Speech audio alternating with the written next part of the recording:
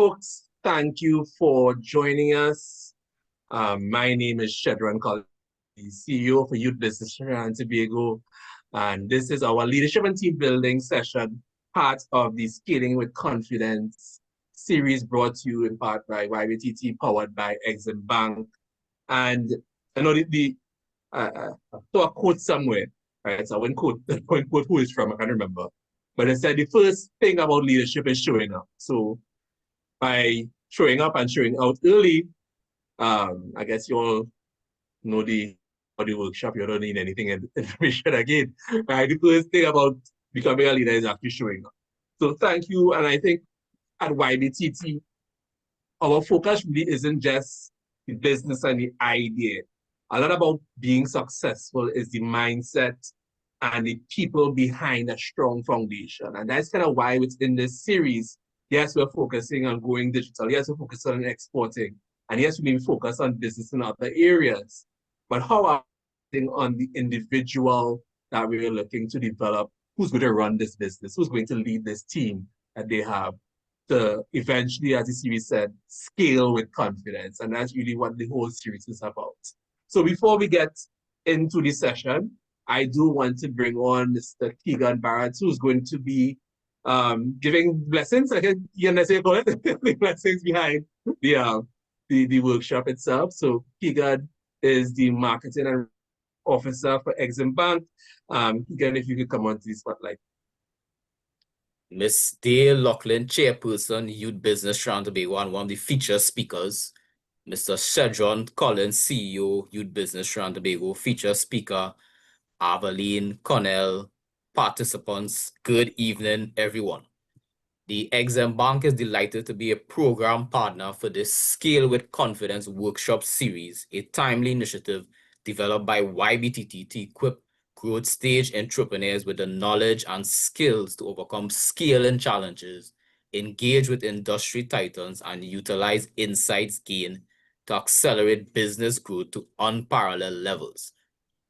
The Exim Bank is the country's official export credit agency.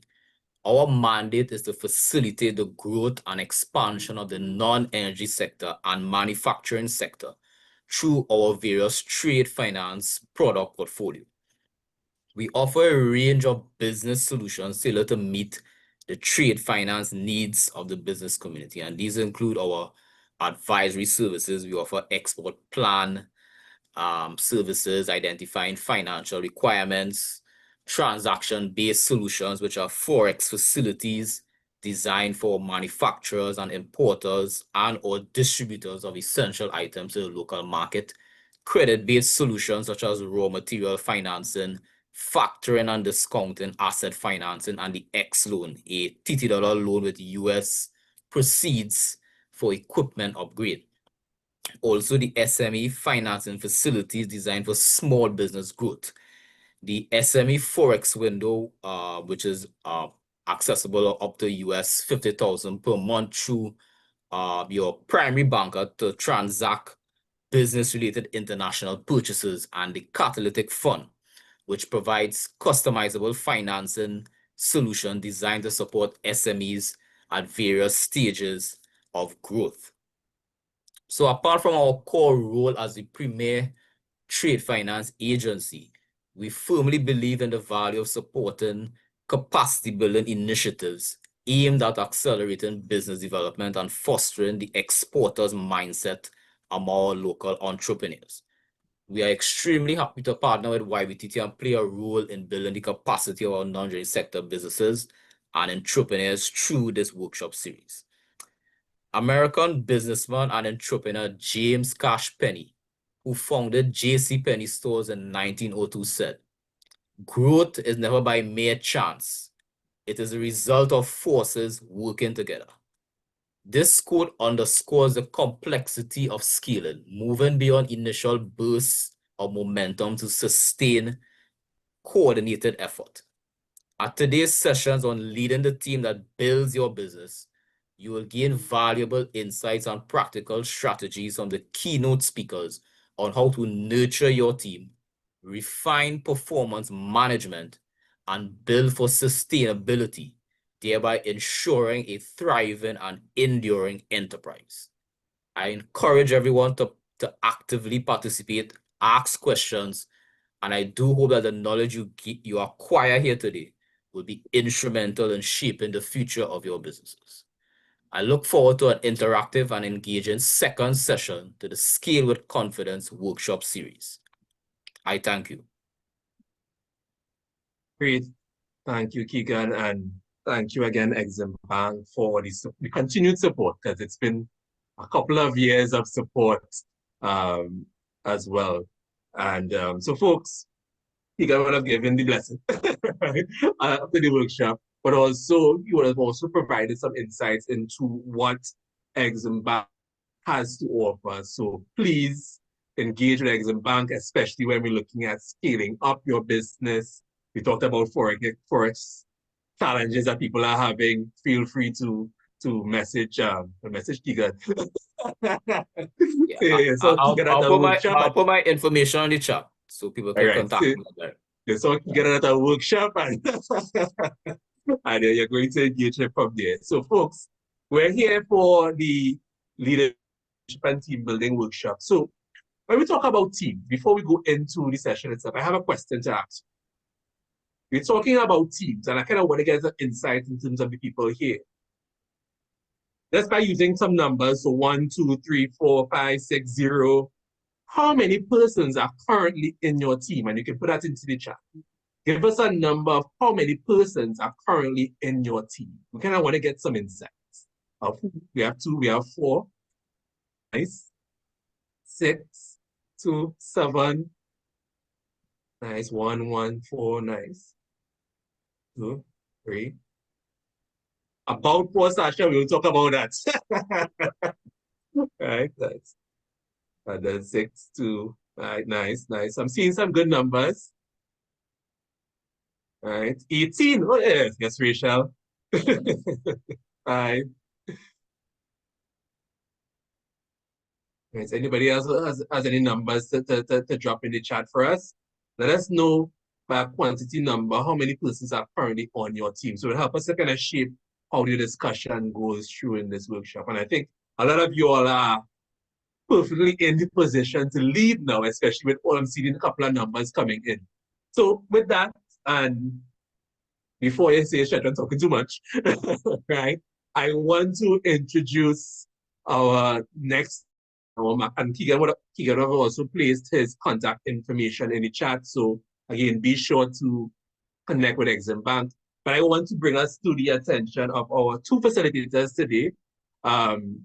Besides their many hats, I think the hat most important today is YBTT chair and director as well. I think we want to connect with them on that level because this is going to be a conversation. So I really just start here, you all off with where your business on your team. I want you to continue that. A couple of persons we're going to ask to communicate over the mic as well. So if you have any questions, be prepared for that. But I really want to dive deeply into the session and allow them to introduce themselves a bit more detail as well.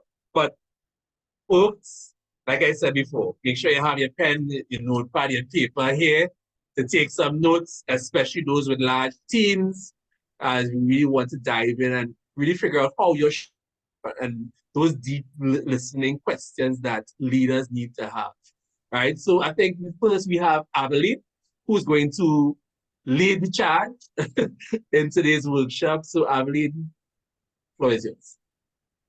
Thank you very much, Shadron. I hope everybody is hearing me very well. And I see just over 70 people on the workshop today. And I'm very enthused by that because I'm very happy to see that a lot of people are interested in leadership. You know, I know for Karen AI, everybody was AI. And then, of course, for the next workshop, which is on exporting, I know there will be a lot of interest. So I'm very enthused, I'm very encouraged to see that a lot of people are interested in leadership because that, for me, is very important. And I'm sure you're here because it's important to you as well. So today, Dale and I are going to be talking about leading the team that builds your business. But we are not going to just be talking alone. We want to encourage and invite each of you to also participate in the conversation. I think the more of us that get in on the conversation, the richer it would be. So we have a presentation, of course, and I'm going to share that presentation. Give me a quick thumbs up if you're seeing when I do share it. Let me know that you are seeing my screen. Yes. Great. Lovely. So leading the team that builds your business. The first thing I want to get from you all today, before we go into it, is how are you feeling right now? You know, what are some of the emotions that you're feeling coming into this program today? Are you feeling curious? Are you feeling excited? Are you hopeful? Let me know in the chat. And Shadron, I'm asking you for some help here to let me know what you're seeing in the chat. What are some of the words, please, that are coming up? So, I'm seeing curious, motivated, excited. I have to say excited. I have to say excited with excitement, right? Right. You can't say that any other way. Excited. Hopeful. Nice. Okay.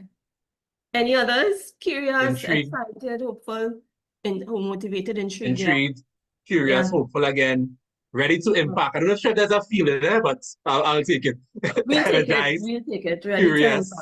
impact. Yeah. Good, good. And thank you for your answers. I have one more question. Bear with me, okay? I have one more question for you. One line for me. What is one thing today, one lesson, one piece of advice, one idea that you would want to get out of today's workshop entitled Leading the Team That Builds Your Business? One thing that you want to get out of today's workshop. Tell me. Because when we leave here today, I really want you to get something or things. I guess continuing the how they're feeling, motivation for team, how to motivate people to work, be committed to a great vision, to a great vision, to able to connect with their team and empower them positively as well. Some direction and scaling, confidence, ready to transform, knowledge and coming in fast and furious, insights on exporting, conflict resolution, right? How to reach a wider market, strategies to be process of leadership in the right way. Right. Building emotional intelligence. Oh, nice. Empowerment of team. Nice. So, any more? That's it. And how to create how to delegate in a healthy way. And strategies to empower. But I think we're getting a general sense of where people's head is at. An excellent sense of where everybody's head is. And thank you, everybody, for dropping your notes in the chat. I'm very happy to hear that a lot of the things that you want to get out of today, we will definitely attempt to get everything now. This is a big topic. Leading the team that builds your business is not a topic, to be very honest with you, that we could cover in 2 hours. Not a topic that we could cover in this one workshop, right? I love to talk about leadership. I think it's a very important topic in business generally, but let's focus on business. I think it's a very important topic in business. But leadership and leading a team, as I said before, is not a small idea, it's a big idea. There's a lot of complexity involved in it. And if it were a walk in the park, we would not be having workshops like this. You know, if you follow leadership topics, you'll realize that almost every year a new theory, a new approach, a new practice is coming out on leadership. And I try to keep up, definitely, because you always learn something new that you could add to your toolbox, you know. But we are not going to get to everything today. But what we are going to get to, I promise you, are practices that you can take into your business as of yesterday. Well, not of yesterday, as soon as possible. You can take these pieces of practices and tools that we are going to share with you today, and you'll be able to immediately put them to work in your business. That's what we want to give to you today. So let's go, right? Let me change my slide. So you see these little two cuties here? I want to ask you a question, and you could just, drop a line in chat. Let me know what you're thinking here. The question here is, you used to play doctor when you were small, with your siblings, with your cousins, with your friends. I used to play with my teddy bears sometimes. I used to play with my little dollies, always playing doctor. In fact, I got a toy doctor set, more than one, with a little stethoscope, a little syringe, and I was always giving my sister injections because she needed them, right? I always gave my sister little injections. And all right, confession here, growing up, I had a lot of dollies. I had probably about 12 dollies. All those dollies were my patients at one time. But it was fun, and those were the good old days, playing doctor, diagnosing, and oh, you're hurting, come and take a tablet, and giving a pretend tablet to the dolly or to my sister. Those were nice. Those were fun days. And now, as we have gotten older, we do the same thing to ourselves. We still play doctor a lot. Give me a thumbs up. I hope I could see the reactions. Right? If you go to Google for your symptoms, you immediately go to Google for your symptoms. Give me a little thumbs up. Shadow, are you seeing some thumbs ups there? Yeah, a lot of thumbs up. So for myself, I use ChatGPT, right? So I'm almost symptoms inside there right now. But I'm getting a couple of yeses, thumbs ups as well. I'm not using ChatGPT for my symptoms. I still go to Google, good old Google. If the left side of my head is hurting, I go straight to Google. And it's not always the best thing to do, because sometimes you go down a bit of a rabbit hole, because then all of a sudden you find all kind of things, all kind of other symptoms and things that you really didn't go to check, right? And it could send you down a whole spiral sometimes. If you all hear dogs in the back, those are my dogs. So we are adults now. We played doctor when we were small. We are adults now, and we still do it. And we are always diagnosing ourselves all the time. So you may be asking yourself, and I know you're asking yourself this, Avalene, what does this have to do with the topic today? Leading the team that builds my business. I have no idea where you're coming from. Well, let me tell you, right? You're asking yourself that. I'm sure you're asking yourself that. You can answer this for yourself, As an entrepreneur, as a business owner, as a manager, as a CEO, as a solopreneur, how much time do you spend out in fires, fixing, diagnosing, figuring out what to do next? You could just tell me a yes or no in the chat. Is that happening right now? Yes? Yeah, you're getting too much constantly. I know, guys. I always say that's your job, 25 hours of the day. Every right. minute of the day, it seems that you always, and I realize somebody said constantly, right? That you're playing doctor all the time. They're playing doctor all the time, always looking to figure out what to fix, what to do, what to diagnose. And not just with the business itself, but also with our team members. It's not an easy thing managing a team. I saw some people have teams of 7, some teams of 8, some teams of 18. It's not easy to manage teams, but many times, and this is coming from someone as well who worked, I was an entrepreneur at some point, twice in my life, actually, in my young life, okay? And I found myself quite a bit only going into that mode when things go wrong, always looking to fix when things go wrong. And there's a need for that approach sometimes. You do have to jump in and fix. But what I want to talk about today is a switching of the focus from the problems, from the outing of the fires, from the constant diagnosing and fixing, a shift in that focus. And let's do the opposite instead. Big shift. We're focusing more on building, strengthening, and sustaining our teams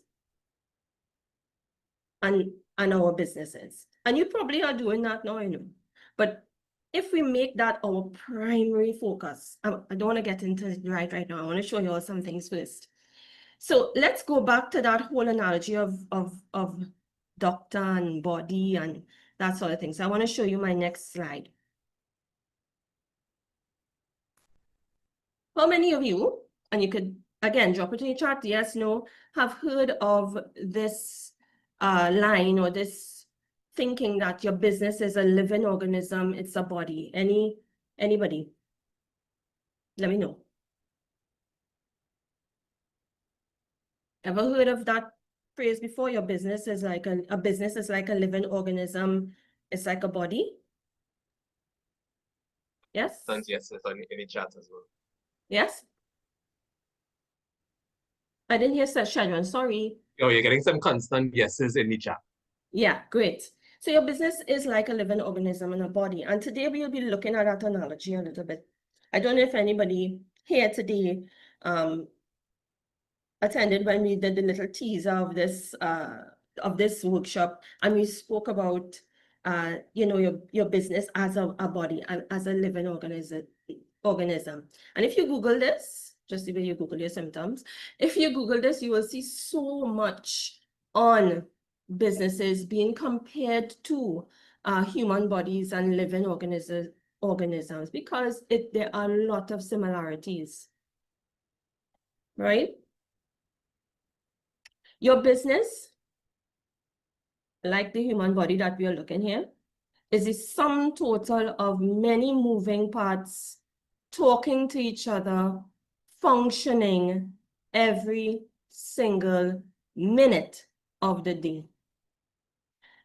Each of these organs, each of these systems, each of these functions have their own separate goals and own separate things that they are specialized in, they have to do.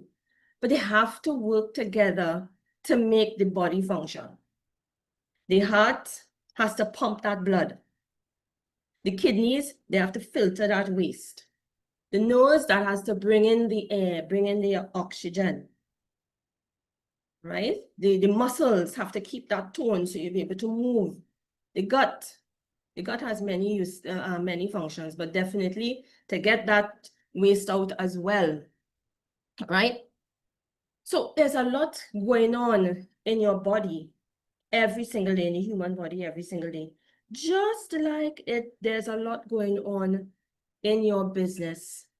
And your business really is a sum total of all those moving parts. And I want to say this, even if you're a team of one, I saw in the chat that there were a lot of people who were just a team of one. Yes, you are still a team. You are still a team. Once you're an entrepreneur, once you're a solopreneur, you're in a business, you have a team. That team could be in the business, it could be you yourself, you have no staff, but you could also have outside of the business, you have bankers, you have suppliers. Those people are part of your team as well. And they have their functions to help your body perform to help your business perform as well. So your team, guys, today we are looking at your team as in many organs, functions, and systems working together to keep your business going all the time. And a healthy body is really as a result of healthy organs. And the same thing with your business. Your business, if you want a healthy business, then you have to have a healthy team. You have to have healthy lungs, heart, stomach, liver, kidney, everything. I want to know what y'all think about that. Drop a line and tell me what you're thinking about the business as a body and your team as that, or the organs in that business and the body. Tell me what you think. I'm not the only person who's going to be talking all the time. Dale and I are not going to be talking all the time. Shadow, do you want to give anybody a chance to unmute and say? Yes, I think so, folks. If you want to unmute your mic, please let's do the raise hand button. Use the raise hand button on Zoom, and we allow it to. We just take about two people. Yeah, if we that's allow okay. it to kind of chime in. All right. Let me know. Don't be shy. I don't bite on a Wednesday. I only bite on a Thursday. Well, I don't bite at all. And if you're shy and you don't want to unmute, please feel free to drop a line in the chat and let me. Okay, I'm seeing somebody raise their hand. Miss Blackman. Aralia Blackman, pretty name. Hi, good evening, everyone. Hi, how are you? I'm doing well. Good to be on. Great to have you. What I'm thinking is, you know how they're saying you are what you eat, right? Oh. So in terms of your diet, what you feed yourself, in terms of your mind and that sort of thing, in the spirit, it affects your body accordingly. And you being the leader in your business, you're like more or less the capitalist, you know, of your business. You're driving that force, you're driving your team. So what you feed your business is basically what it will become, in the sense of the source, then or the place. You know, that's what I'm thinking, in a sense. So I just wanted to share that. Aralia, if you want to come, am I pronouncing your name correctly, Aralia? Yes, yes. Aralia, do you want to take over from me now and just go ahead with the rest of the class? Because you could do that. You did so. Actually, maybe in a later date. You did so well. Thank you so much. Because yes, you are what you eat, and you are your team, what you feed your team, and we're going to get into that in a little bit about what you feed your team. But thank you so much for that. And yeah, if you want to join me afterwards to teach you rest of the class, feel free. Anyone else wants to share? I see Alina. We do have another Lewis. hand up. Yes. Perfect. Hi, good evening. How are you? I'm well, thank you. Great to be here. Really excited to be listening because as you're chatting about the team being as the body, in my mind, I'm already searching and I'm thinking about my team members and I'm thinking about functions. And so I'm super excited to listen to where the conversation is going to go because I really see it as an opportunity as well for us to recognize the importance of valuing each other in our unique strengths and our unique functions, because certainly the liver is not going to say to the lungs, you don't have value because you don't do what I do the way that I do it. So I'm really excited to listen to where the conversation goes. Not only are we going to learn how to build the team, but how we could value each other and build relationships all towards that common goal. So I'm excited, and those are my thoughts that I was just sharing really quickly. Thank you so much. Listen, I don't need to be here. You all know it already, right? This is so good to hear that what you just said, Alina. Alina, am I pronouncing your name correctly as well? I guess you muted. Okay. Well, good to hear the A's coming up. Alina, Aralia, Avalene, you know, good things start with A. So thank you. Yes, because each, as I mentioned, each of the parts of the body, just like each member of your team, they have different functions. And I love what you said, that not because the liver is doing something different to the brain, they're doing something different to the lungs, means that their role is in any way diminished, right? Everybody has a part to play to make this body perform at its best. In the same way, every team member has a part to play to make the business function well. Your business cannot exist without the team, because even as a solopreneur, you can't do everything by yourself, you know. It might seem so, and I know it feels that way a lot. But as I said, there are stakeholders. There will be stakeholders that you have to work with to make your business grow and grow. So I want to say thanks very much, Alina and Aralia, for adding that in. I am very happy. I don't know if anybody, Shadron, had put anything in the chat at all. Yeah, we have a couple comments in the chat stuff. I always see the business as a baby. It needs love, care, and time, and probably some snacks before so to be healthy and function on its own. So I think it's trying to give the body or trying to give the business everything that it needs. And I think probably even that presents a sense of overwhelming for the entrepreneur themselves.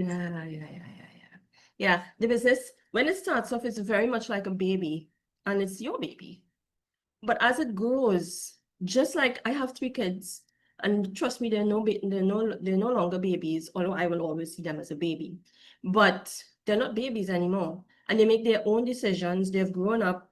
Although my role then was primary caregiver, and I had to do everything as their mother. Well, their dad helped sometimes, you know, but to help to grow them. But as they get older and as the business gets older, you'll find too that your role changes as the owner as well. So in that way too, that analogy continues, that business as a baby growing up. So yes, so guys, yes, the business is like a living organism in a body. And if you want to have a healthy company, and I want to stress this, before we leave this slide, I would just want to stress this, because I've lived it, I've seen it with entrepreneurs in my, as I said, I'm young, in my young life. I've seen that to have a healthy company, and I'll repeat it because I want to repeat this. To have a healthy company or business, you need a healthy team, just like with your body. And how do you do that, right? So I want to throw out a little challenge to you today. And I don't know if ever you thought of yourself in this role, but have you ever, what if you think of yourself as a business owner, as the entrepreneur? Have you ever thought of yourself as to your team that you are the chief health officer? You ever thought of yourself as the chief health officer? Give me a yes or no in the chat. Sharon, help me out here, please. Thank you so much. Have you I ever saw a seen yes. yourself? I'm also seeing a never from Sasha. I'm seeing a Right. no. Right, I'm seeing a yes. I guess it's probably 50-50 right now. Right. Let's So see another yes, another yes. Okay. Good. Well, my work here is done. If you see yourself as the chief health officer, for those of you who answered yes, tell me if you want to drop it in the chat, or if you would, Shadron, if you allow them to unmute. Tell me, what exactly does the role of a chief health officer look like as you lead the team? What does that role look like? Anybody at all wants to raise their hand and tell us? Folks, raise your hand so we can see that you want to be unmuted. If you don't know how to use the raise hand function, let's go in the chat and type raise hand, and I'll pick it up from there. Make life easier. Right, so let me ask the question again.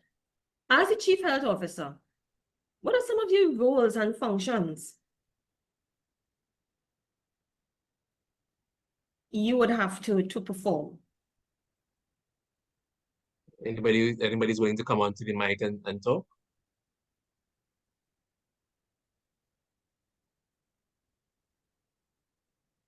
So Okay. we have Yes? Alina, yes. Yeah, as a chief health officer, I have a focus on wellness. And that Love that. wellness is a really broad focus because it speaks to wellness of the organization and wellness of the team, which would be like the organs within that organization. Because if the heart, the lung, or the liver isn't functioning well, the entire body is going to feel it. And the same way, if my team isn't functioning well, professionally and dare I say personally, we feel it within the team. We feel it in our productivity. And so over the years, I've really challenged myself to find that fine line, not just about caring only about results and the wellness of productivity, but the wellness of the whole. Because when my teammates feel good, they come to work feeling good about themselves, confident about their ability to work, their ability to get along with each other, their ability to collaborate and produce, we all benefit in terms of the overall productivity and our ability to achieve the goal and minimize conflict in the process. So I think about wellness when I think about that chief health person. Correct. So and that's perfect, Alina. I love to hear business owners think like that, because you're not, we could use that health and wellness interchangeably. You're a chief health officer, but you're also the chief wellness officer. Because when you focus on that, when you focus on health, the health of your team, when you focus on the wellness of the team, it changes the energy in the organization. And it changes the organization. It molds the organization, right? And I'm going to ask another question, but I think Alina already answered it. So you could feel free to drop a line in the chat. But the question was, what difference does it make if, as the business owner, as the manager, as the leader, you see yourself as in this role of chief health officer? And I want to make a point. Again, going back to the teams that just have one person in it. You are the chief health officer of yourself. I know, again, when I tried my hand at consultancy some years ago, and I had about 8 clients doing HR work and IR work with them. And I had to manage me. I didn't have a team per se in terms of a staff or anything with me. And my focus had to be my wellness and my health, not just physically, but psychologically, mentally, to be able to deliver my best every single day to my clients. So in the same way, with the team of one and a team of many, I'm challenging you today, if you never thought of it before, to look at yourself not only as CEO or business owner or entrepreneur or managing director. Once you have people in your team, you have employees, team members, and as I said, even though if it's you by yourself, your focus should be the health of that team. And I'm going to go to the next slide. As the chief health officer or chief wellness officer, as Alina alluded, your primary patient is your team. Your primary patient is your team. So I currently work for a company. The name of the company is G.A. Farrell and Associates Limited. I'm not making a plug necessarily, okay, here, right? I'm just saying I work for G.A. Farrell and Associates Limited. And next year, G.A. Farrell will be celebrating 50 years in business. Now, this business started off as a one-man show 50 years ago with a gentleman by the name of Gordon Farrell. He left his government job and he started working with his own business.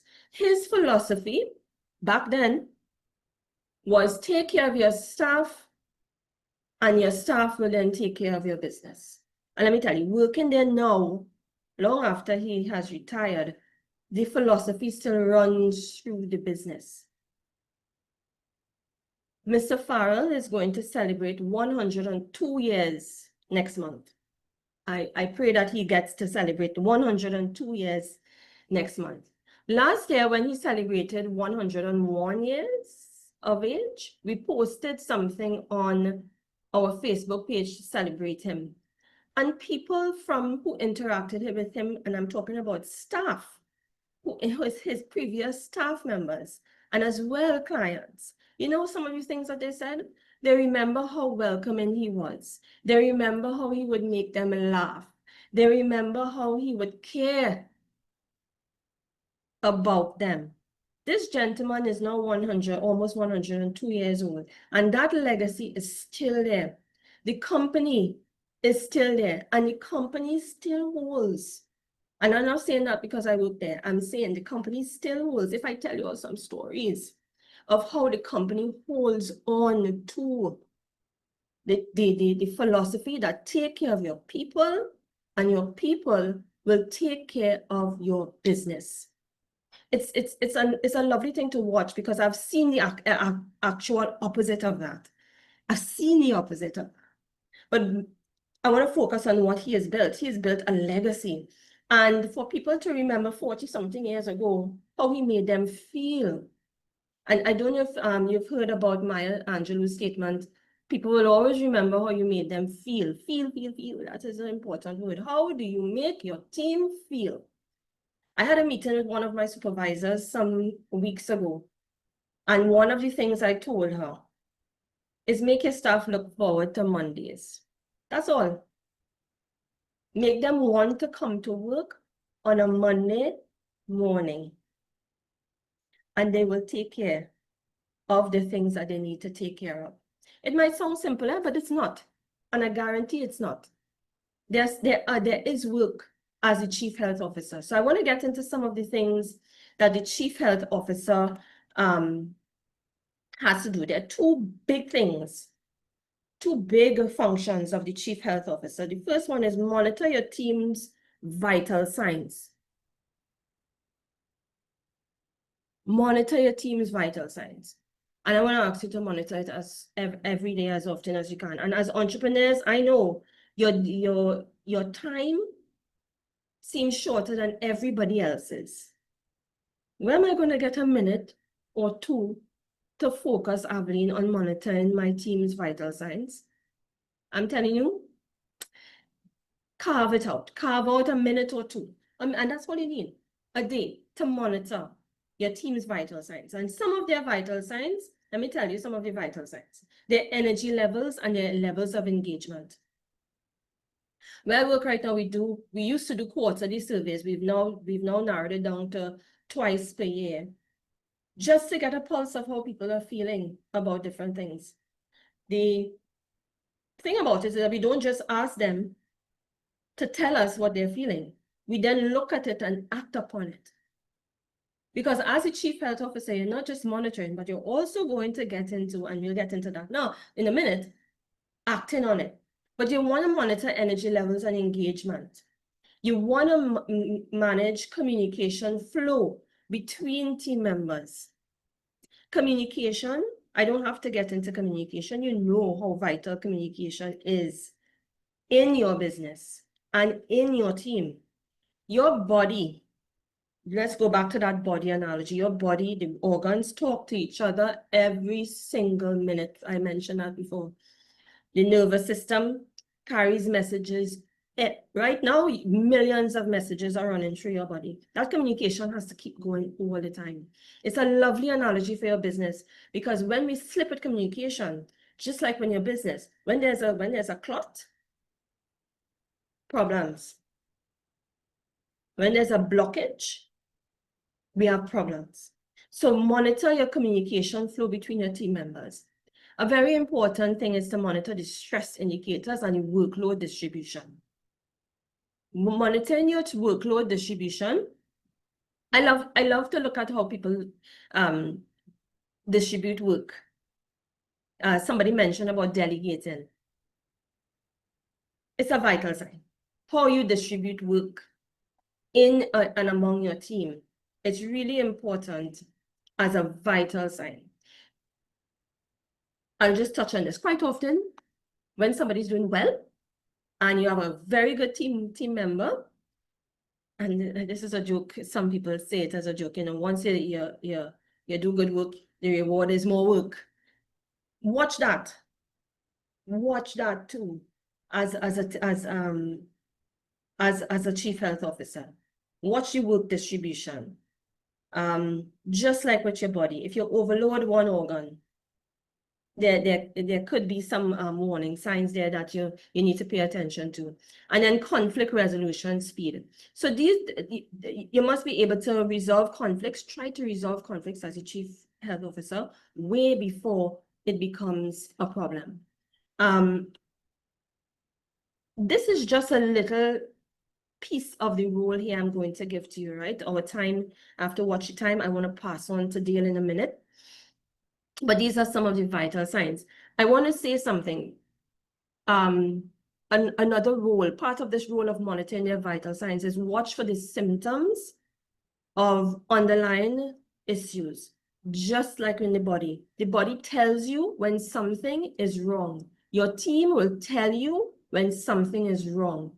And when something is wrong with your team, it affects your business. It affects your bottom line. It does. Low morale, high absenteeism, late coming, poor work, missed deadlines. Those are all symptoms. Part of your role as a chief health officer is managing those symptoms, looking for the root cause of those symptoms. Particularly with absenteeism is one of those, as I said, we can't cover everything tonight, but absenteeism is always a very good symptom of something happening within the organs of the body, that team.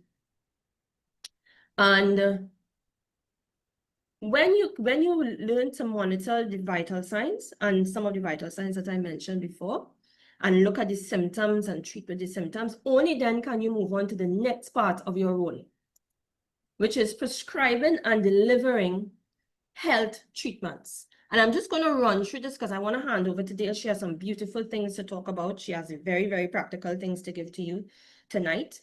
But after monitoring the vital signs, just like a doctor, you go there, they listen to your heart, they take blood work, they monitor all your vital signs, they watch your eyes, etc., look into your ears, etc., etc., etc.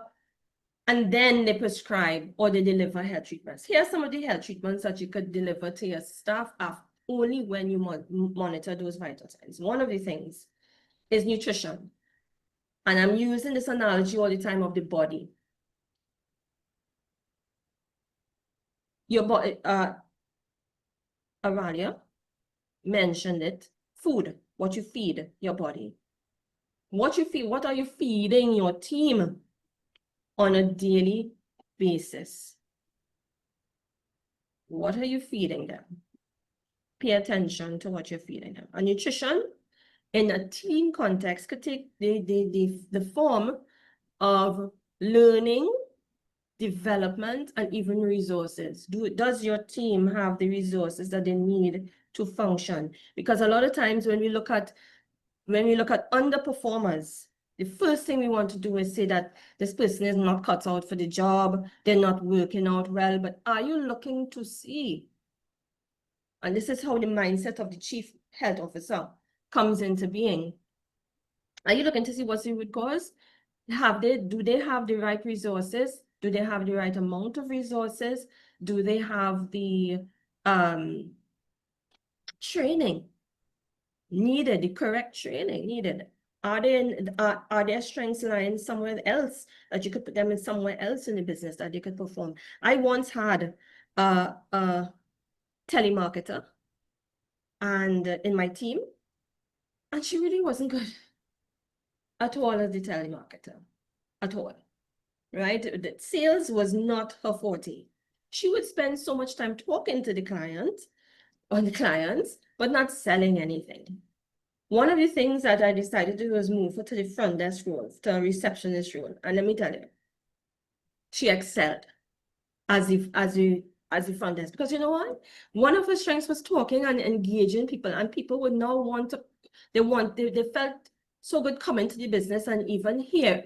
Sometimes they would just come just to have a little chat with her, or even on the phone, you would hear, oh gosh, it isn't, I'll just call her a random name, not her real name, right? Is Laura there? Oh gosh, Laura not there? Oh my God, Laura brightens up my day.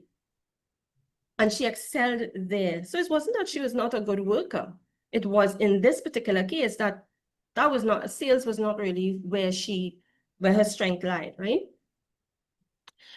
Exercise is another health treatment that you would give to your body. Your team as well needs exercise. Exercise could take the form of challenging projects and growth opportunities. As entrepreneurs, we love to take the work on for ourselves because it's our business. So we'll do it because we could do it best. But sometimes your team wants to do more. They want to grow. They want the challenge. And they would excel at the challenge if given that opportunity. You continue to monitor them, you know, you're not absolving yourself of the responsibility, but continue to monitor them. Another important health treatment is rest and recovery. Rest is not laziness. Rest is not laziness. The human body needs to rest. Organs need to rest. That's why you have to get at least who gets it? But sleep, 6 hours sleep at minimum. I don't get that, but 6 hours sleep at minimum in order for those organs to wind down and then get that strength to go back again. Your team needs rest. About 2 years ago, where I work, we implemented mental health days. And just 2 mental health days a year. And it's incorporated actually into the sick leave. So you could take 2 days out of your sick leave as just mental health days. Because we acknowledge that sometimes you're not feeling physically ill, but sometimes up here, you're just not in it. And it's okay. Sometimes you just need 1 day to lie down and watch Netflix, some nice show on Netflix until from 8 o'clock to 12 o'clock in the day. Read a book, go and to the botanical gardens and just sit down and relax a little bit. Your body needs to rest and recover. Your team also needs to rest and recover. Last one, your immune system. The immune system. The immune system is what keeps us safe, our body safe. What is your team immune system like? How have you shaped your team's immune system? As the Chief Health or Chief Wellness, thank you, Alina, Officer. And safety, as I mentioned before with mental health, safety is not just the physical safety. It's very important to have that physical safety, but it's also equally important to have the psychological safety, as well as the mental safety. People have to feel safe psychologically to come into your business. Make the team, as I told the supervisor, make them want to come to work on a Monday, but more than that, make them want to function well, make them care about your business, make them engage. Let them treat your business just as they would treat if it were their own business, So I want to just draw an example out to you before I pass on to Dion. Last year, Christmas, I was playing fast and I wanted to bake some things, but I wanted to bake them in pretty baking dishes, right? Not my ordinary baking dishes. So I went online on Facebook Marketplace, and this lady, she's one of the sellers on Facebook Marketplace, and she was selling Pioneer Woman baking dishes. So I looked at them and I fell in love, and I always wanted to get them, so I ordered a few. Don't ask me if I baked in them. I will not respond, okay? But so I ordered it online, and she told me that a driver would call me to deliver them in Chaguanas. I live in Chaguanas, right? So the driver was coming from wherever to drop it. When I met the driver in Chabonas, in Montrose there, he handed me the box. And it was a small box. So I said, okay, where the others? He said, the others? I said, yeah, I ordered about 3 bacon dishes. He said, no, ma'am, that's all that the lady gave me. I said, okay, can I call her now? Because I did order more than this. He said, go ahead. So I called her, put her on speaker. I said, listen, I just have 1 box here. She said, open the box and see. When I opened the box, there was just 1 item in it. She said, oh my God, he didn't pick up the others? I said, no. She said, oh my God, it's more than 1 box actually. So when I looked at the paper that he had, the delivery note, there were 3 boxes on it. She said, I told him it's more than that. And he's listening. He said, no, you never told me that. You never told me that. Right? He said, you handed me the box, you handed me the delivery note, and that was it. So I said, okay, and this was Christmas Eve now, I'm picking it up, right? Or Christmas Adam, but it was close to Christmas, and your girl want to bake. And they went back and forth for a while, and then she said, well, you know, Avalene, I won't be able to give it to you until after Christmas because I am not going to be available to do anything until after Christmas. So can you wait until next week?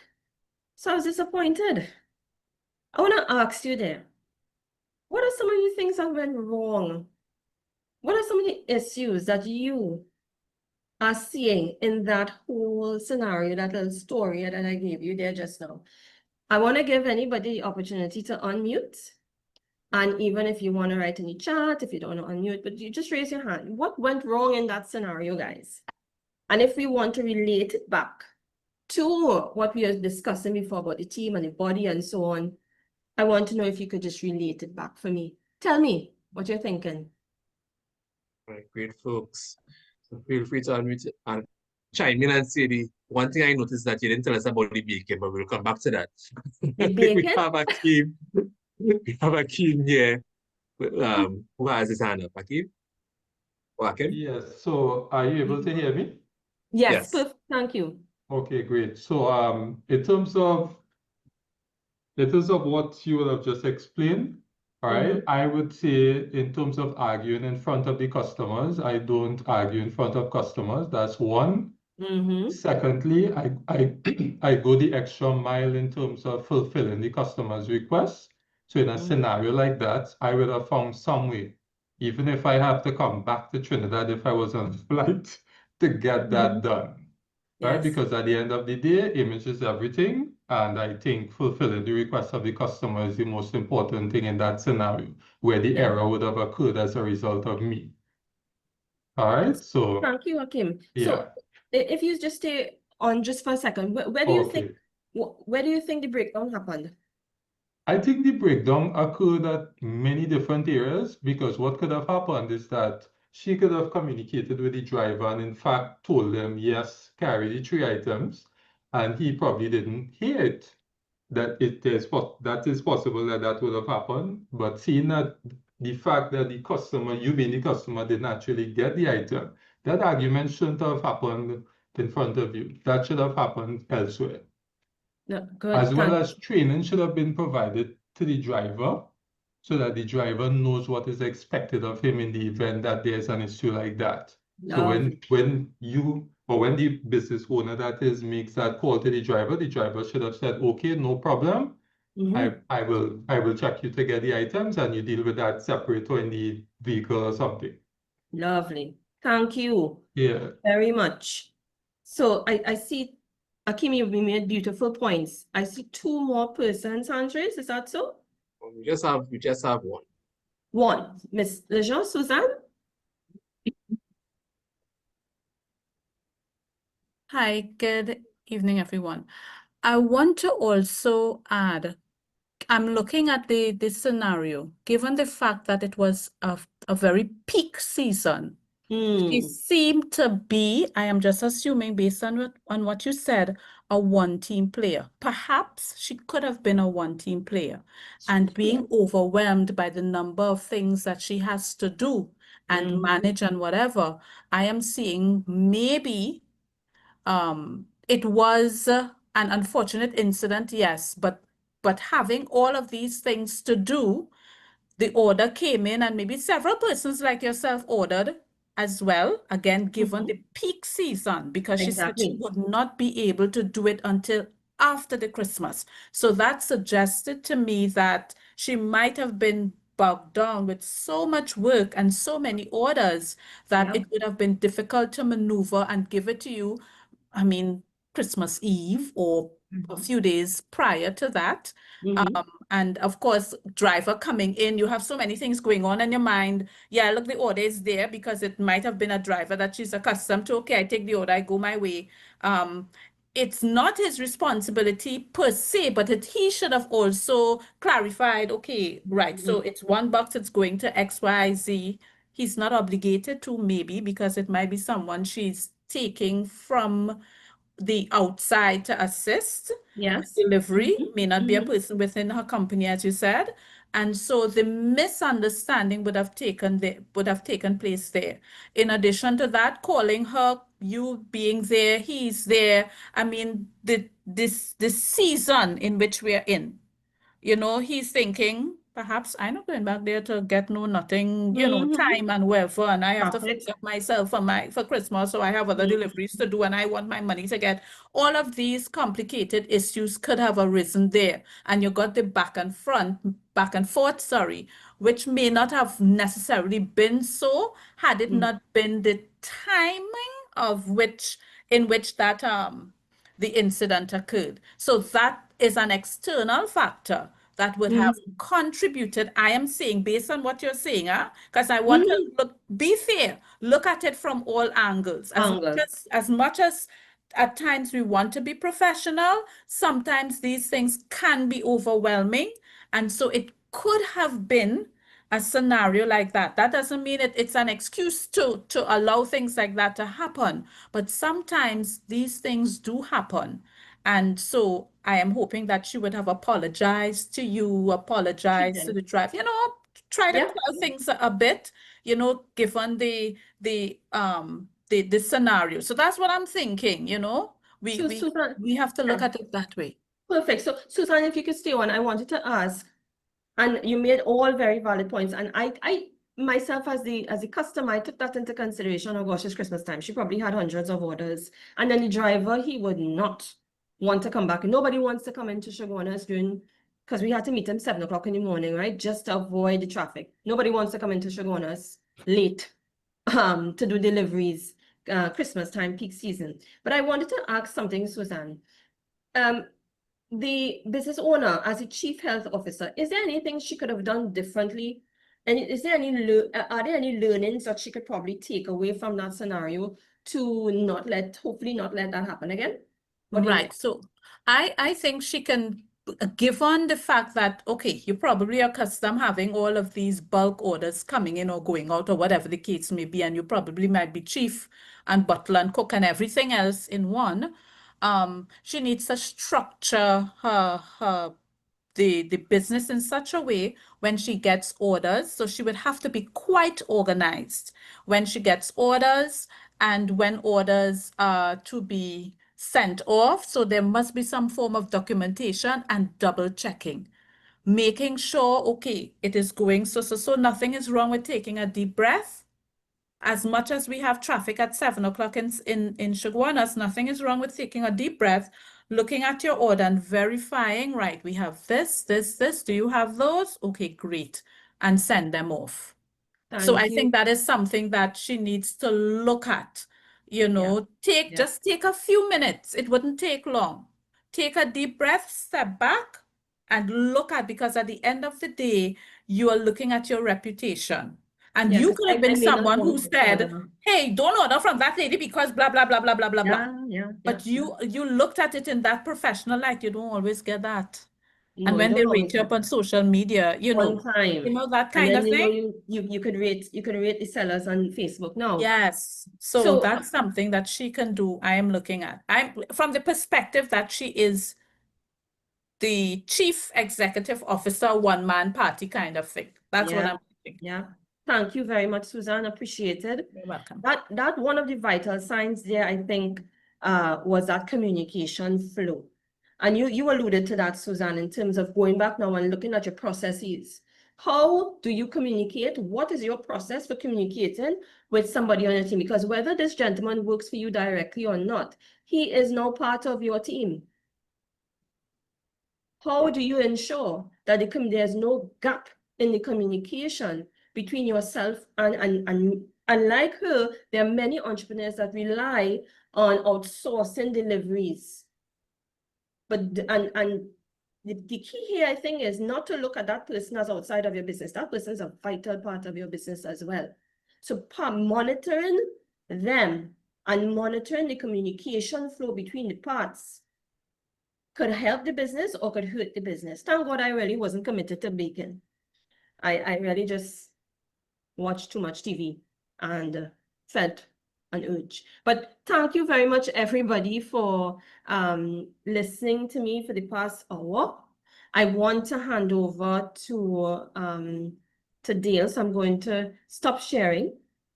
I hope this first part of the session did give you some ideas, even if you knew everything that I said before, perfect, but it did remind you to check on this, update this, try something new. And I want to give you now the opportunity. I'm going to hand over to Schedule and then hand over to Dale, but thank you for being such a wonderful audience. I do appreciate it. So I'll hand over now to Dale. Right. Thank you, Avalene. And folks, we are going to have a Q&A session, so feel free to write down those questions and be prepared to come full force, right, with your questions for Dale and Avalene. So we want to move on to Dale now. And Dale, I think Avalene's kind of set the stage, so I think the ball is in your court to make the final shot. That's part of it. Hello, everyone. It's fantastic to be here, and it's been wonderful to see your participation so far. So let's take a deep breath. Yeah, a deep breath as we transition from Avalene's positioning of the role of the business owner as perhaps including that role, that vital role of the Chief Health Officer. And when we started this afternoon, I remember Shedron asking you, well, what are you feeling? I think it was Avalene actually. What are you feeling as you come into the room? And I'm asking you, what are you feeling now? An hour and a bit into this session. What are you feeling now? Pop that in the chat. And let's use that as our jump off point. What are you feeling?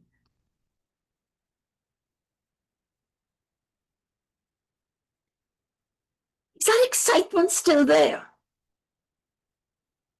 Has a dread crept in? A scare? How am I going to do all of this? Is there an interest in, okay, so how am I going to do it? Where am I going to find the time? And let me open up my chat and see what's going on there. So far, Dale, we have excited, driven, Anxious. Yeah. Engaged, anticipation. That's right. Feed me more. Okay. If you're a wrestling fan, I think that's Ryback. Is Ryback his name? Yeah. Feed me more. Yeah, great. Yeah. All right. So so let me put a proposition to you. If it is that your business is a living organism, and if it is that you are its Chief Health Officer, and if it is then that your main focus is on the health of your team, and that I think it was, as Aurelia said, you are the catalyst for making everything happen, then what is it what you're doing. What are some of those vital things that you need to be doing? You might be doing as much with yourself as a member of that team as with others. And I'd like you now to put that in the chat. What are some of those vital things that you might be doing as Chief Health Officer? The specific things that I would imagine you're already doing as Chief Health Officer. Taking into consideration that that team comprises you and others. And those others include not just the people who are employed with you. It is the people who are part-timers with you, the people who are you contract to do various things. It might be your investors. It might be a stakeholder in the bank or in the credit union. It might be a mentor. It might be somebody at YBTT. What are the things that you need to be doing as Chief Health Officer to make that team, the vibrant, healthy team that you want it to be? So I'm looking at the chat. What's in there as yet?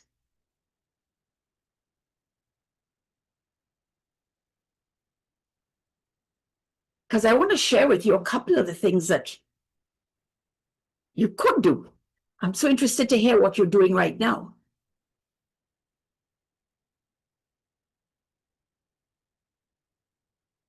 So Janelle, you're staying motivated. You have a spiritual mindset. And I'm seeing growth. How are those three connected? The staying motivated, the spiritual mindset, which tells me how what I'm doing now is connected with who I want to be in this world and how I want to show up, and how those two are connected with growth. What an interesting response, Janelle. Tell us more. What else are you doing, folks, with your team? So Nicole is saying, I'm separating myself for the business. Is that a from? Even though the for works, because, yeah, you're separating yourself from the business, even though you are part of the team that is executing to make things happen in that business. Yeah. So interesting, that play on the for and the from. Nice one, Nicole. Thank you for that. Aha, Akil is telling me that he delegates work. And you're delegating your rest time to Akil?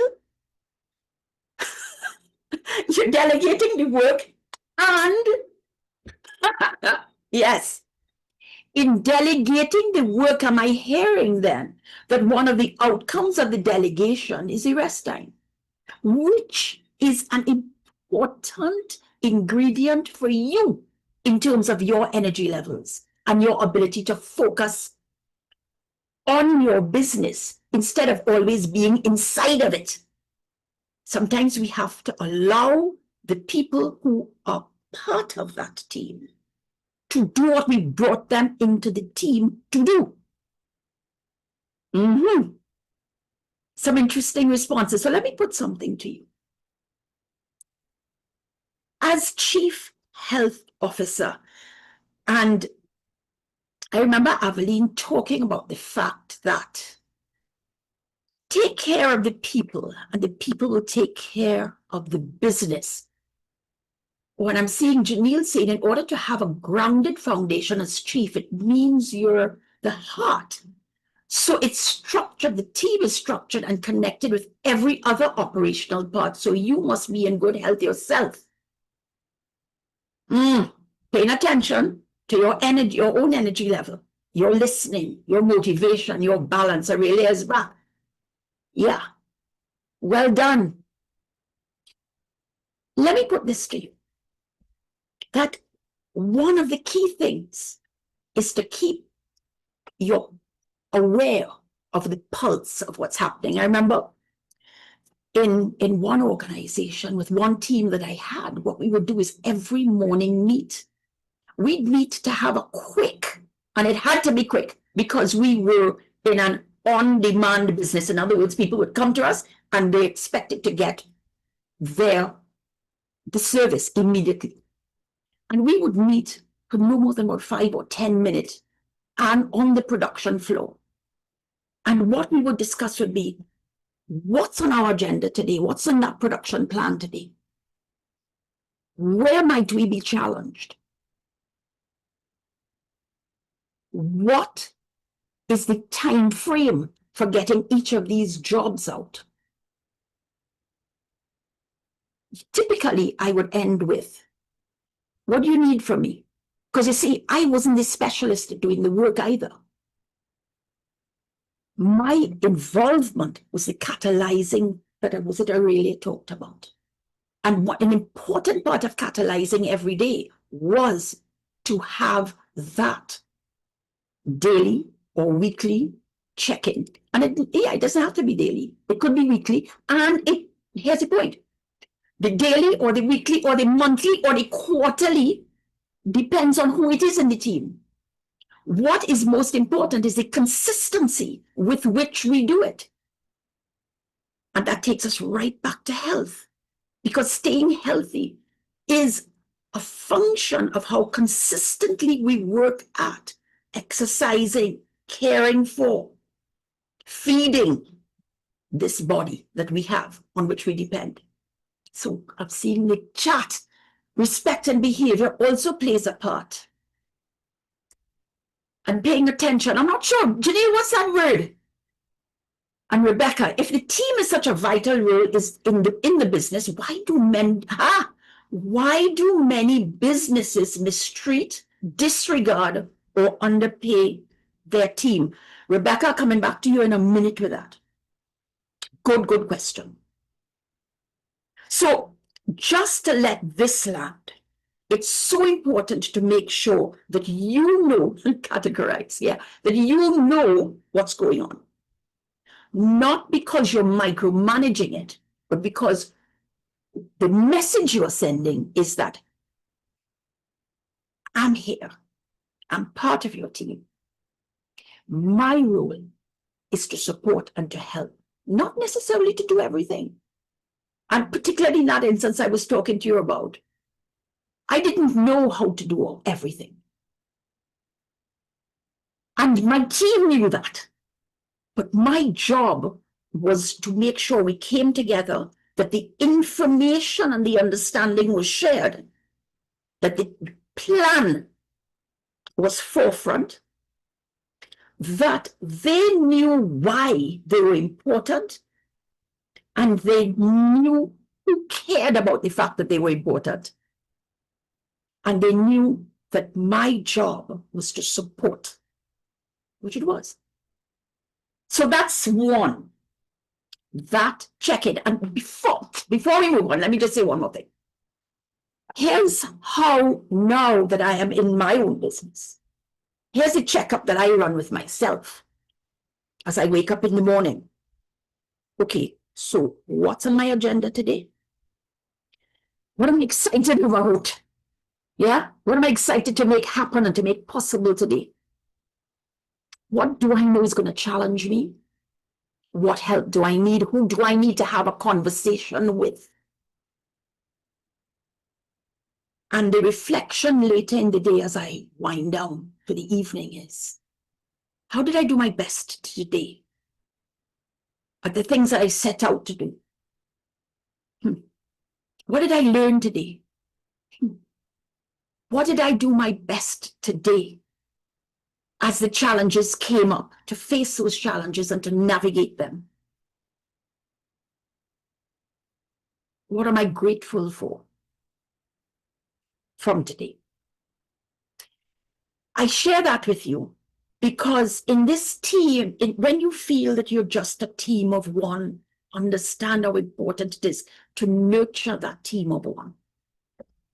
To be aware, as Chief Health Officer, in that space, you are Chief Health Officer of yourself as much as of the extended team. Okay, so thank you for all your messages. in the chat. And let's move on to one other thing that you could think of doing. And here's this. And I think it was Alina who talked about this. It's how in every situation you are able to stay curious. Let me tell you what I mean. How are you able in every situation to start with the question around, well, what's going on here? What are the facts? Somebody mentioned that a while ago in the chat. What are the facts? So before I go chasing off to fix anything, let me start with, what are the facts? What is my intention here? What am I trying to make possible, and what are the facts in relation to that intention? What is it that I don't know, that I might not be seeing, but sometimes is right in front of me? And I really need to get out of my own way to see it. And when I say get out of my own way, get out of the way of the assumptions that I'm making. Take a step back and say, what might be trying to happen here? Because sometimes it's an opportunity. Oftentimes it's an opportunity. And what is the conversation I need to be having with myself in those moments where I am able to stay curious instead of judging, to stay curious instead of deciding that I already know, to stay curious and allow other people to say what might be on their mind, and which, when I hear, starts to make a new kind of sense, not only to me, but to us, and out of which may come a solution that neither of us had in mind when we got into the conversation. But because we were curious, that chemistry allowed new things to come up. So let me see, Janelle is saying, I guess you have to keep restructuring and planning and be more observant, keep thinking outside the box to get different ideas. Yeah. Let's just be very careful with the assumptions we make, because we go running up a ladder of assumptions and come to conclusions that sometimes aren't founded. At which point then we make decisions that may not be in the best interest, either of the health of the team, your own health, or the health of the business. Because you see, when I talk about the health of the team, I'm talking about the relationships between you and the people in the team. Because that's one of the outcomes sometimes when we make decisions without having the information, all the facts in front of us, when we make decisions based on assumptions that may be unfounded. And what it means is take that step back to reflect, to say what might be going on here. So as I'm saying that, what are you thinking of? What situations might you be thinking of that you've encountered recently where you could have been curious first, where if you had been curious first, the decision might have been different. The outcome might have been a more positive one. And where the relationship might have strengthened rather than diminished. Yeah? Interesting. Have a think about that.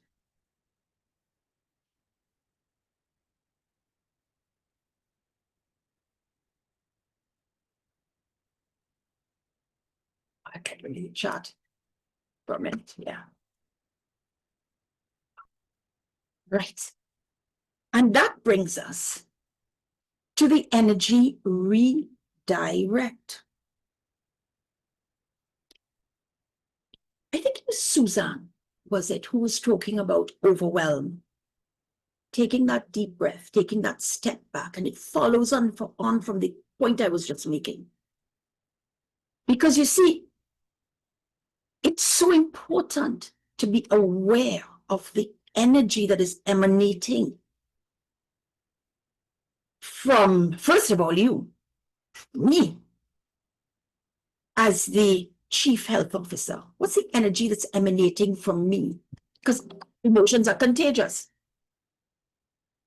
What's the energy that is emanating from me in the moment? Because that energy is being picked up by the other parties. And that energy is what they are experiencing of me. And what they experience of me leads to the story they tell themselves and others about me after the conversation, after the meeting, after the interaction. And that story is my brand. So it's so important that one of the things we need to do as that Chief Health Officer is to keep that brand healthy. And one of the ways to do that is by being very aware in the moment of how our energy, what our energy is that's emanating from us in the conversation, in the situation. And what we might do about it. So again, think for a moment of a conversation you might have had recently, as recent as today, when your tone created a certain energy in the interaction. When your tone opened up space, had people feeling that they were valued in the conversation, and allowed them to jump in with their ideas, with their thoughts, with their experiences, with their feelings. As a result of which that conversation, that energy was directed in a very positive manner. Think too of a conversation you may have had where the opposite happened. And at the end of the day, how then you could use the technique of redirecting the energy, pausing yourself to think, what am I feeling here? What am I thinking here? What is that making me want to do and to say here? What impact is that going to have on the relationship going forward? And therefore, what might it make good sense for me to do differently right here in this situation, in this conversation? So that the conversation, as people experience it, shifts from being one that is depleting of energy to one that is energizing, solution focused, and team building in a very real sense. So there you are.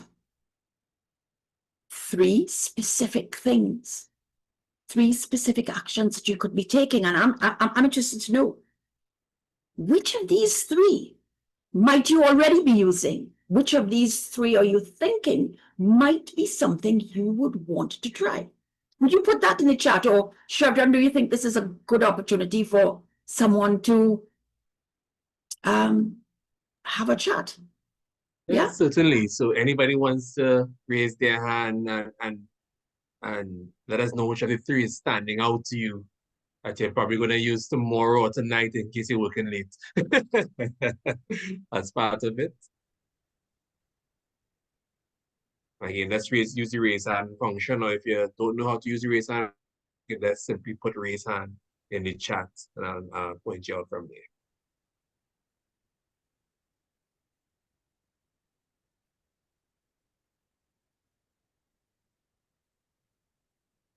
how many of you are already using the check-in? How many of you are already using that? I guess Janelle is saying, I guess you have, sorry, is that it? I guess you have to keep restructuring and planning and be more observant. Keep thinking outside the box to get different ideas. Yeah. Okay. Oh, we do have one hand up there. Sasha. Nice. Yeah, let's hear from Sasha.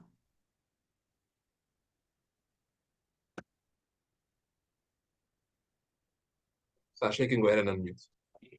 Okay, yes. Hi, good night. Yeah. Good night, Sasha. Yes, hi. So, well, the one that stood out to me, I believe, was the third one, which is the energy redirect. Yeah. Yeah, energy. That is a very, very important thing because there's one thing when you are an entrepreneur, it is very tough and you have plenty challenges, plenty bad days, plenty good days, a lot of things going on at the same time, and sometimes it could be overwhelming. Your mood could be bad. Sometimes it could lash out or snap at people, you know. So it is really important. So no matter what on the entrepreneurial journey, to always be positive. Always be positive. Always be, you have to be positive to everybody and to anything that you're doing. I never thought about it as being my brand though. When it is you mentioned that people could take what they get from you and tell or make up stories in their head about you based on what they get, and then that is your brand. That one is actually, that really stood out to me too. But it is not an easy journey, and it is easy to get caught up with feelings and kind of lose your way in it. But definitely energy, you always have to be able to have a healthy energy with you and with those around you, especially when it comes to team members. Because again, what you feed your team is what you will get. And the team is your business, basically. So that one really stood out to me, especially the part about the brand. So that's definitely something I will be looking into. I mean, I'm generally a positive person, but there are times sometimes when you could go a bit low and then you may think or feel a certain way, and you always have to remember to always rise above that as much as you could and take care of yourself in between, so you could take care of others around you as well. It is a whole lot, isn't it, Sasha? It's a whole lot of things to do. Yes. And so what's so important is, for example, how we stop. We started just this second session of this session, which was to pause, to take that deep breath. It only takes a minute, a few seconds to do it, to take that deep breath, to take a few more deep breaths. And in that moment, as you take that deep breath, to allow yourself to quiet and to think about, what is my intention here? What am I feeling? What am I thinking? What am I minded to do? And if I did that, how would that take me towards that intention? Because in that moment with those questions, what you're doing is really refocusing your own energy. Yeah? And it is your ability in that moment then to move forward with a different energy that allows the energy in that conversation to shift, to become more positive, to become more healthy and helpful. Yes?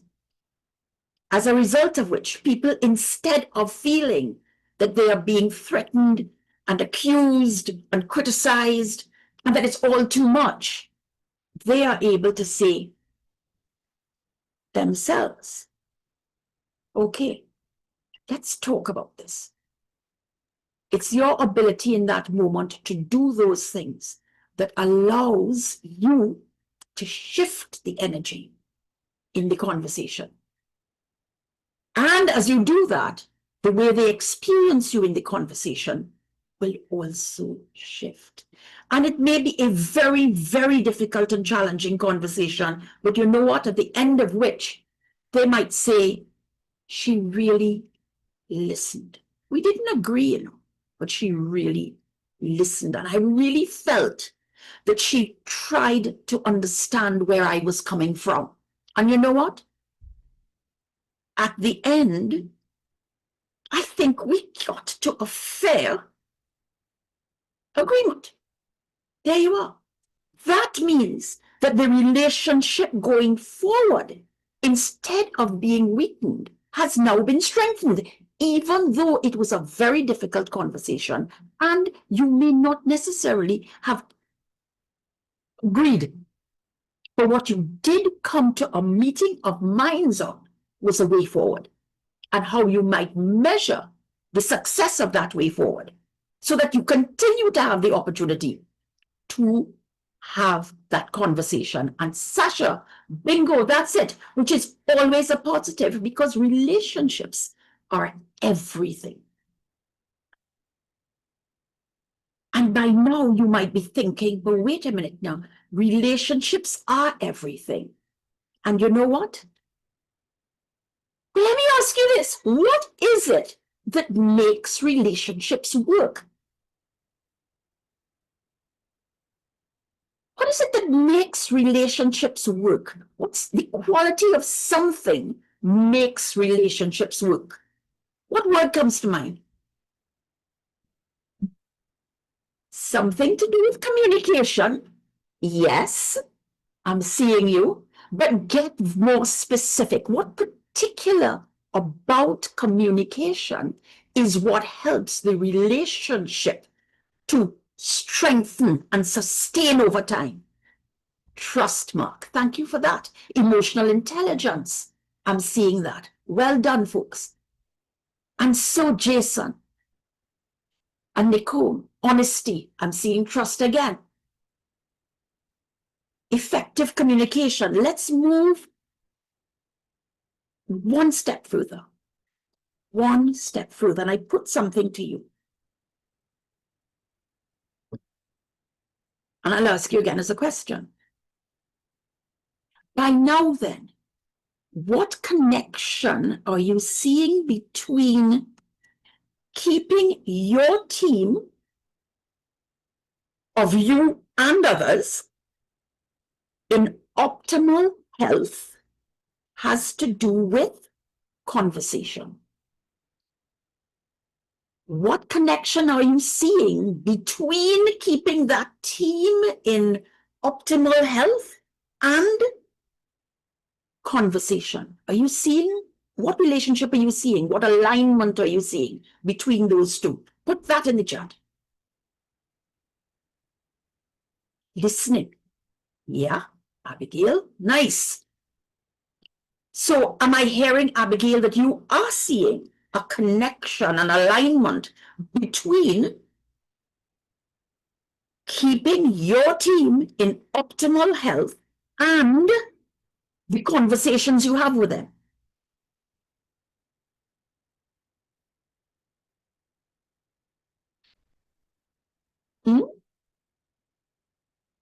Because you see, everything happens through conversation. Everything happens through conversation. So keeping that team in optimal health is going to be a function of the quality of the conversations that you have with the members of that team. And hear me, including yourself in.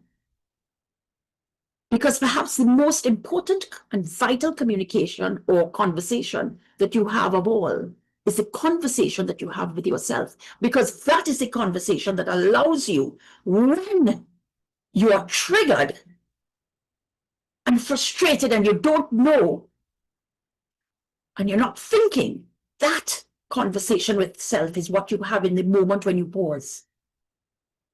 And you're quiet and you say, what it is, Dale, you're trying to achieve. And what then do you need to do? This is me talking to myself. What then do you need to do differently? So yes, let's look at what those things are. The first is this, trust. And there it was in the chat just a few minutes ago. Yes, and Nicole, you're right. That conversation can also happen non-verbally through observation. We can break trust. And we haven't said a word. Eh? I'm sure you have experienced that. Not a word has been said, and already you have made up your mind that this is a situation or a person or a conversation in which you don't feel safe. Now, what do you do then as the chief health officer? You prime for trust. Now tell me, how many do-it-yourself people have we got inside of this session tonight? How many of you prime the wall before you put the paint on it? Tell me why. Why do you put that primer on? Anybody? Put that in the chat. Why do you put the primer on? And when do you put it on?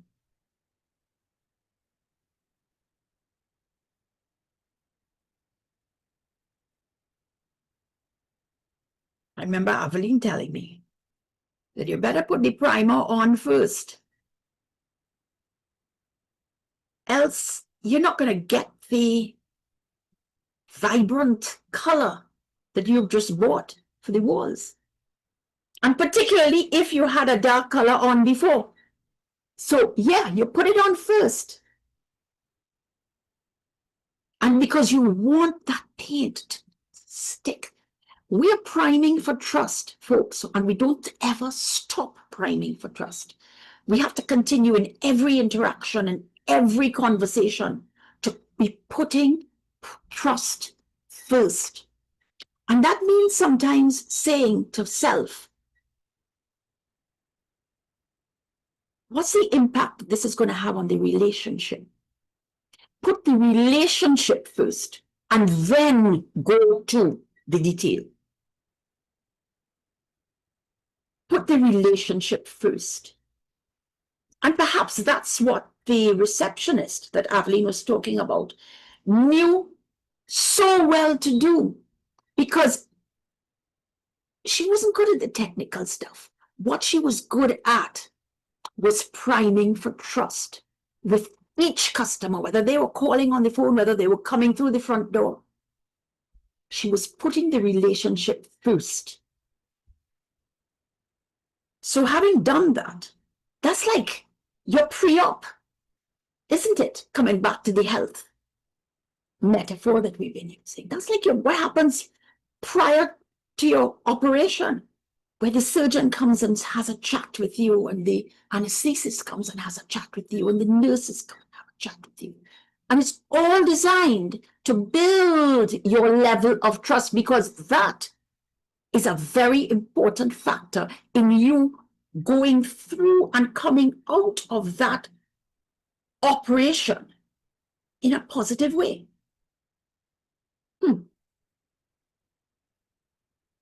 it's something we can so easily lose sight of, as in the moment we may get caught up in the frustration, the impatience. I'm so busy.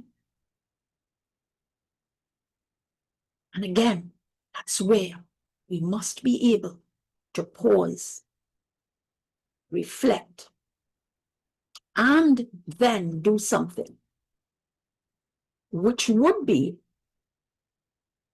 to having set the scene with trust, to use questions to get the facts. We talked about that a few minutes ago. To use questions to find out what really is going on. To test the assumptions that we're making. And because we are curious, be open to the fact that we don't know everything. We might not know everything. And therefore, in asking these questions, we are opening up to new information. And then we're prepared to take that information on board and think about how that makes the other person feel. What do you think? Does that make the other person, when you're priming for trust, then wanting and showing your desire to ask questions and find out, how are you making them feel? Are they feeling valued?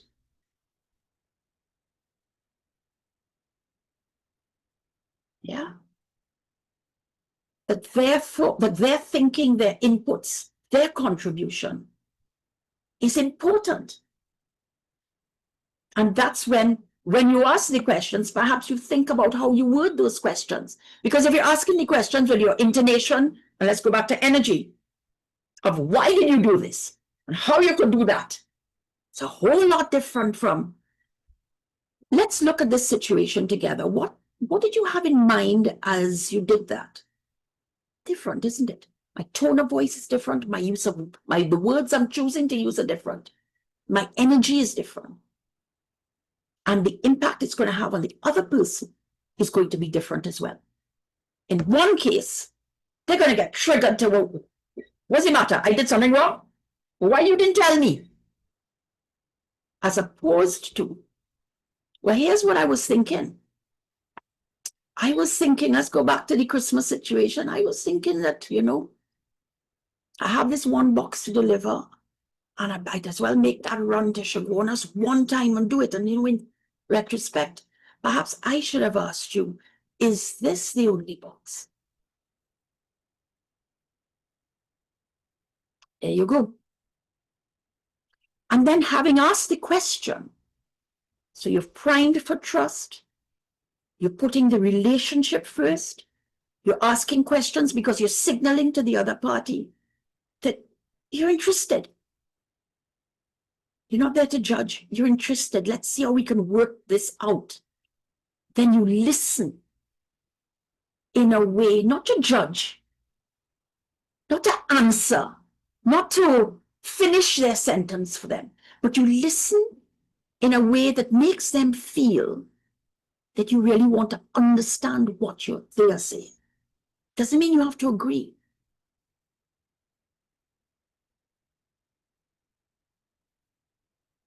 And that listening differently is like your stethoscope, isn't it?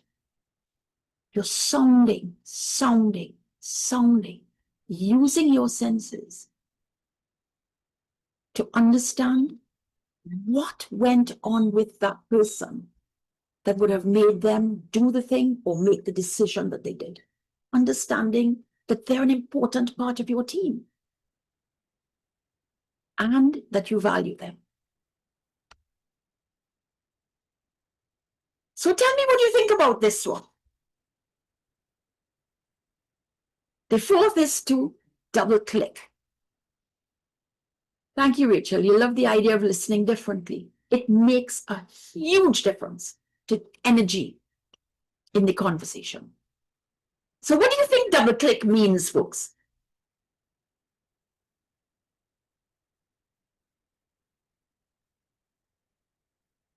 What do you think double click means? What are you doing when you double click? Given that you've primed for trust, you've asked questions, you've listened differently, and now you're double clicking.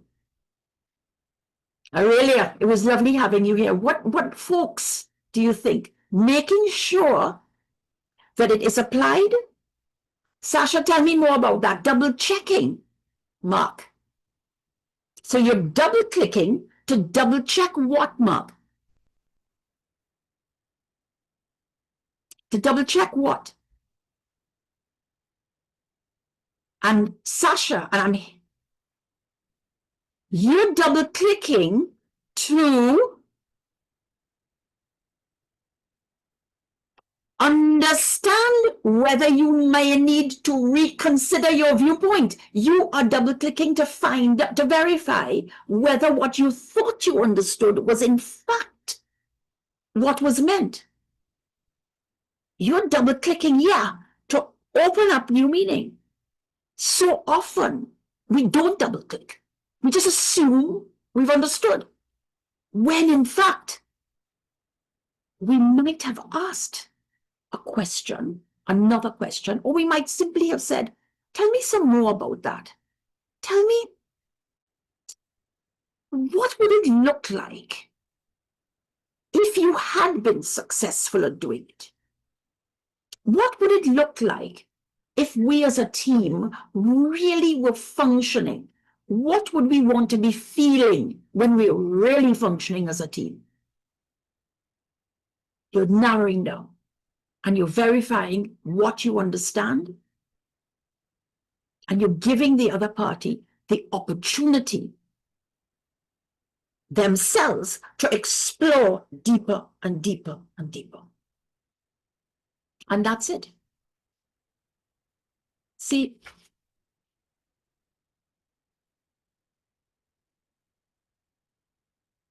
whether you're leading a team of 1, whether you're leading that team of 10 or 18 or 50,